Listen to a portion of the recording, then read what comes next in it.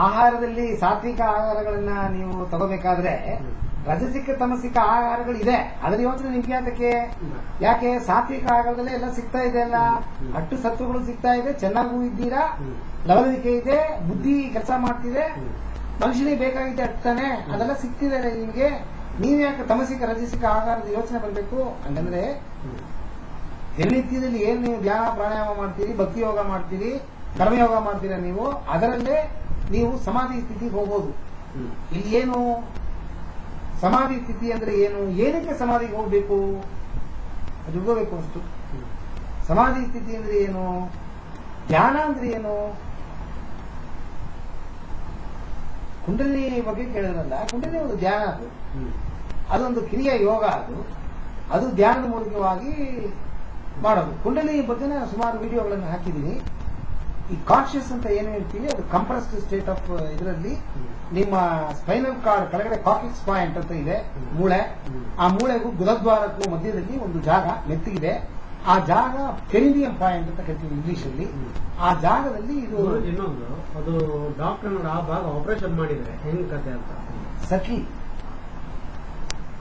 ಅದು ಬಹಳ ನೀವು ರೇಖಿ ಪ್ರಾಣಿಕ್ ಹೀಲಿಂಗ್ ಅಂತ ಕಲ್ತಿದ್ದೀರಲ್ಲ, ನಿಮ್ಮ ಪ್ರಭಾವಳಿ ಕಿತ್ತಿ ಹಾಕ್ತೀವಿ ಹೊರಗಡೆ, ಅದೇನು ಆಗಲ್ವಲ್ಲ, ತಿರುಗಿ ಬರ್ತಾ ಇರುತ್ತಲ್ಲ, ಕಟ್ ಮಾಡಿದ ತಕ್ಷಣ ತಿರುಗಿ ಫಾರ್ಮ್ ಆಗುತ್ತೆ. ಕುಂಡಲಿನಿ ಬಗ್ಗೆ ಐಡಿಯಾ ಇಲ್ಲ ಅದರಿಂದ ಇದು ಸಟ್ಲ್ ಎನರ್ಜಿ ಅಂತ ಹೇಳಿದ್ರೆ ಕಣ್ಣಿ ಕಾಣಲ್ಲ. ಈ ನಂದು ವಿಡಿಯೋಗಳು ನೋಡಿದ್ರೆ ಪ್ರಭಾವಳಿ ವಿಡಿಯೋಗಳು ನೋಡಿದೀರಾ? ಸೊ ಅದು ಬರುತ್ತೆ ಅಂತಂದ್ರೆ ಒಳಗಡೆ ಹೆವಿ ಎನರ್ಜಿ ಇರೋದ್ರಿಂದ ಹೊರಗೆ ಬರುತ್ತೆ, ಇಲ್ಲಾಂದ್ರೆ ಹೊರಗೆ ಬರಲ್ಲ.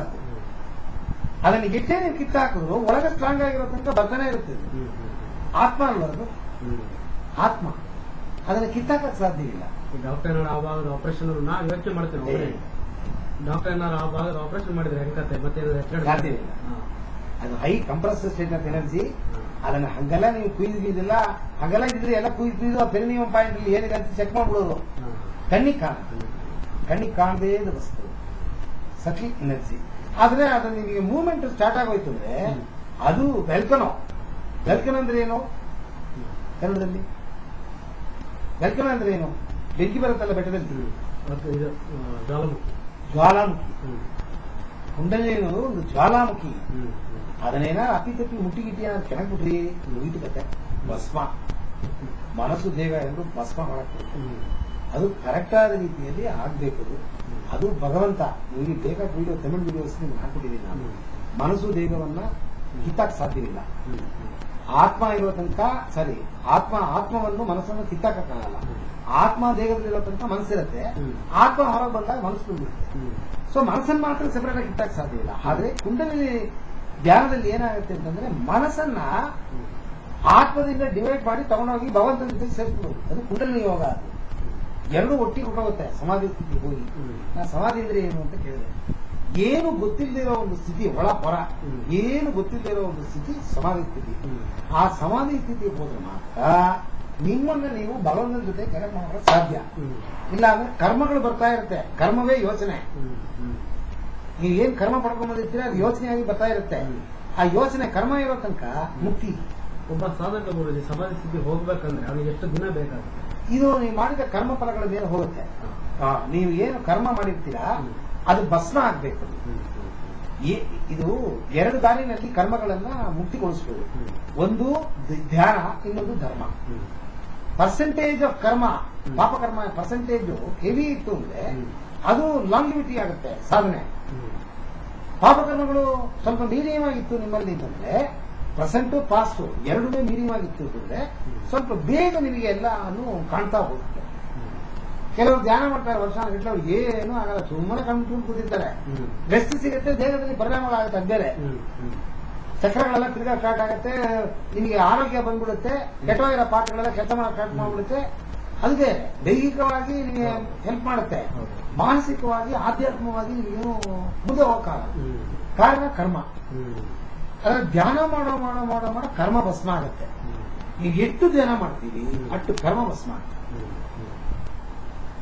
ಅದನ್ನ ಧ್ಯಾನ ಮಾಡಬೇಕು. ಪ್ರತಿಯೊಬ್ಬ ಹುಟ್ಟಿಗೋದೇ ಕರ್ಮ ಮುಕ್ತಿಗೋಸ್ಕರ. ಆ ಕರ್ಮ ಮುಕ್ತಿ ಧ್ಯಾನದಲ್ಲಿ ಸಿಗತ್ತೆ ಅಂತಂದ್ರೆ ಯಾಕೆ ಮಾಡಬಾರ್ದು? ಆದ್ರೆ ಈ ಸಾಕು ಅಂತ ನಮ್ಮ ಮನಸ್ಸು ಬೇಕು, ದುರಾಸೆ ಬರಬಾರದು ಮನುಷ್ಯನಿಗೆ. ಅರ್ಧ ಗಂಟೆ ಮೇಲೆ ಧ್ಯಾನ ಮಾಡಕ್ ಹೋಗಬಾರ್ದು. ವಿಪರೀತವಾಗಿ ಧ್ಯಾನ ಮಾಡಕ್ ಹೋದ್ರೆ ಅದು ಕಂಪ್ರೆಸ್ ಸ್ಟೇಟ್ ಎನರ್ಜಿ ಸ್ಟೇಟ್ ಕುಂಡಲಿಗೆ ಹೊರಗೆ ಬರುತ್ತೆ.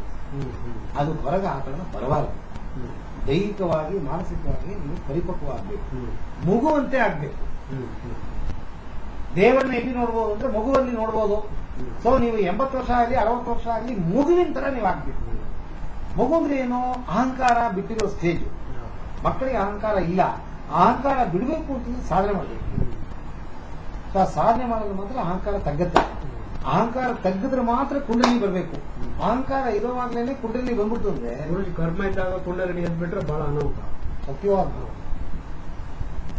ಅದಕ್ಕೆ ಸಾಧನೆ ಮಾಡಬೇಕು ಅನ್ನೋದು.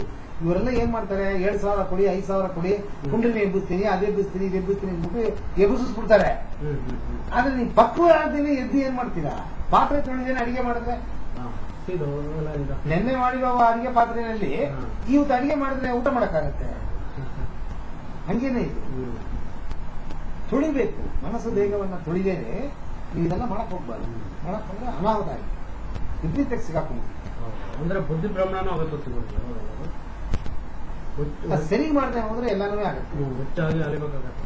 ಅದು ಕುಂಡಲಿ ಹೆಚ್ಚು ಕಮ್ಮಿ ಆಗೋಯ್ತು ಅಂತಂದ್ರೆ ತಲೆ ನೆನಪುಗಳೆಲ್ಲ ಕಿತ್ತಾಕೊಡುತ್ತೆ, ಏನೇನೋ ಆಗುತ್ತೆ. ಹೌದೌದು, ನನ್ಗೆ ಬೇಕಾಟ್ ಜನ ಅಂತ ಸಿಕ್ಕಿದ್ದಾರೆ.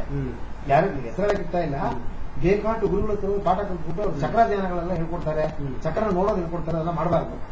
ಯಾವುದೇ ಕಾರಣದಿಂದನೂ ಸಹಸ್ರಾರ, ಆಗ್ನೇಯ, ವಿಶುದ್ಧಿ ಈ 3 ಚಕ್ರಗಳನ್ನ ಬಿಟ್ಟು ಅನಾಥ ಬಿಟ್ಟು ಕೆಳಗಡೆ ನೀವು ಧ್ಯಾನ ಮಾಡಬಾರ್ದು. ಕೆಳಗಡೆಯಿಂದ ಮೇಲೆ ಕಂಪಲ್ಸರಿ ಧ್ಯಾನ ಮಾಡಲೇಬಾರ್ದು. ನಮ್ಮ ರಾಜಕೀಯ ಕೆಳಗಡೆಯಿಂದ ಮಾಡಬಾರ್ದು. ಅದು ನೀವು ಮಾಡಕ್ ಹೋಗಿ ಅಂತಂದ್ರೆ ಕುಂಡಲಿ ಎದ್ದು ಬಿಡುತ್ತೆ. ಮಾಡಬಾರ್ದು. ಕೆಳಗಿಂದ ಯಾರು ಧ್ಯಾನ ಮಾಡ್ತಾರೆ ಒಂದಲ್ಲ ಒಂದು ದಿವಸ ಕುಂಡಲಿ ಹೊರಗೆ ಬಂದೇ ಮಾಡಬಾರ್ದು. ನೀವು ಧ್ಯಾನ ಮಾಡೋದೇ ಪಕ್ವ ಆಗಕ್ಕೆ. ಪಕ್ವ ಆಗೋದ್ ಮೊದಲನೇ ಹೊರಗೆ ಬಂದ್ಬಿಟ್ರೆ ಪಾಕ ಬರಬೇಕು. ಪಾಕ, ಸಕ್ಕರೆ ಪಾಕ ಕರೆಕ್ಟ್, ಕಂಬಿ ಪಾಕ ಅದೇನೋ ಹೇಳ್ತಾರೆ. ಬಂದಾಗ ತಗೊಂಡೋಗಿ ನೀವು ಹಾಕಿದ್ರೆ ಕೇಕ್ ಕಟ್ ಮಾಡ್ಬೋದು. ಅದು ಗಟ್ಟಿ ಪಾಕ ಇಲ್ಲ ಎಳೆ ಪಾಕ. ಎಲ್ಲಿ ಬರುತ್ತೆ ಕೇಕು? ಬರಲ್ಲ ಕೇಕು. ಹಂಗೆ ಇದು ಪರಿಪಕ್ವ ಆಗೋ ತನಕ ಕುಂಡಲಿನೇ ಬರಲೇಬಾರದು. ನೀವು ವಿಪರೀತ ಮಾಡಕ್ ಹೋದ್ರಿಂದ ಅದು ತನಕ ತಾನು ಮಾಡತ್ತೀರಿ. ಸರಿ ಇದ್ರಿಟ್ಟು ಬಿಟ್ಟರಿಟ್ಟು ಹೊರಗ್ಬಿಡ್ತೀವಿ. ಕೆಲವರಿಗೆಲ್ಲ ಏನಾಗಿದೆ ಗುರುಜಿ, ಅದನ್ನ ಮಾಡುವಾಗ ಕಿವಿಯಲ್ಲೆಲ್ಲ ಹೊಗೆ ಬಂದ್ಬಿಟ್ಟಿದೆ. ಜಾಸ್ತಿ ಮಾಡಬಾರ್ದು. ನಾನು ಹೇಳಿದೆಲ್ಲ ಜ್ವಾಲಾಮುಖಿ. ನಮ್ಮ ಫ್ರೆಂಡ್ ಶಿವಕುಮಾರ್ ಅದನ್ನು ರಾಜಕೀಯ ಜಾಸ್ತಿ ಮಾಡಕ್ ಹೋಗಿ ಹಣೆಯಲ್ಲೆಲ್ಲ ಬೊಬ್ಬೆ, ಇಂತಿಂತ ಬೊಬ್ಬೆ ಬಂದ್ಬಿಟ್ಟು ಡಾಕ್ಟರ್ ಹತ್ರ ಹೋಗಿ ಅದನ್ನ ಏನು ಮಾಡಕ್ಕೆ ಮಾಡ್ತಾರೆ. ಅಂದ್ರೆ ಅವ್ರು ಹೇಳಿದಾರೆ ಏನ್ ಗೊತ್ತಾಗ, ನೀವು 1/4 ಗಂಟೆಗಿಂತ ಜಾಸ್ತಿ ಮಾಡಬೇಡ ಅಷ್ಟೇ. ಅರ್ಧ ಗಂಟೆ 3/4 ಗಂಟೆ ಮಾಡಕ್ ಹೋಗಿ ಎಲ್ಲ ಎಡವಟ್ ಮಾಡ್ತಾರೆ. ನನ್ನ ವಿಡಿಯೋಗಳು ನೋಡಿ, ನಾನು ಸುಮಾರು ವಿಡಿಯೋಗಳು ಹೇಳಿದ್ದೀನಿ. ಜಾಸ್ತಿ ಮಾಡಬೇಡಿ. ಧ್ಯಾನ ಮಾತ್ರ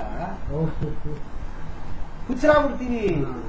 ದುರಾಸೆ, ಬೇಗ ಪಡ್ಕೊಳ್ಳೋ ಆಸೆ, ಬೇಗ. ಇನ್ನೊಂದು, ಈ ಮನಸ್ಸು ಏನ ಮಾಡಬೇಡ ಅಂತ ಹೇಳ್ತೀವಿ, ಅದು ಏನಿರ್ಬೋದು? ಅದು ದಿನನಿತ್ಯನೇ ಅರ್ಧ ಗಂಟೆ 3/4 ಗಂಟೆ ಮಾಡಿ ಏನಾಗಲ್ಲ. ಯಾವಾಗಲೂ ನಮ್ಮ ಮನೆ ಬರ ಸರಿ ಇಲ್ಲ, ಡೈಲಿ ಬೈಕ್ ಬಿಡಿಸ್ತೀವಿ, ಗಾಡಿ ಬಿಟ್ಕೊಂಡು ಹೋಗ್ತೀವಿ, ಏನಾಗಲ್ಲ. ಹೆಲ್ಮೆಟ್ ಇಲ್ದೇನೆ ಓಡಾಡ್ತಿರ್ತೀವಿ, ನಮ್ಮ ಮನೆ ಬರಕ್ಕೆ ಯಾವ್ದೋ ಒಂದು ಸಿಗ ಹೋಗ್ತೀವಿ.